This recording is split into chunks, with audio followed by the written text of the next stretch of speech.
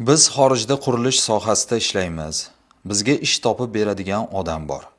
U bizning ish haqimizdan har oy doimiy ravishda 1% oladi. Shu ishi joizmi? Bismillahirrohmanirrohim. Alhamdulillah. Vassalatu vassalamu ala rasulillah. Haqiqatan bunday holatlar juda ko'p uchraydi. Bir kishi ishchilarga ish topib beradi. Ishchilar o'zlari ish topa olmaydilar. Demak, shu yerda kimningdir ularga ish topib berishligiga bular muhtoj bo'ladilar, ehtiyojlari tushadi. O'z navbatida ish topib bergan kishi mana shu qilgan xizmati uchun haq so'raydi. Bu shariatda joiz.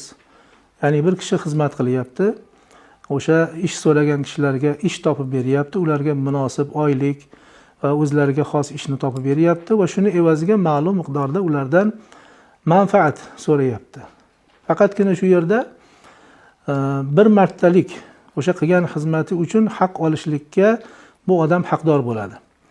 Savolda kelgandek har oyda olgan oyligidan 1% ulush olib yurishligi bu ularga nisbatan nohaqlik bo'ladi. Birovning haqqini yeyish bo'ladi. Bu joiz emas.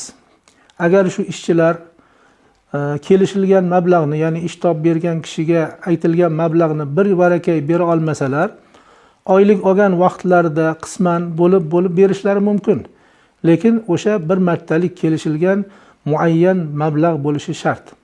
Ammo doimiy tarzda ishlardan olgan oyliklaridan 1% yoki undan boshqa mablag'da olib turishligi to'g'ri bo'lmaydi.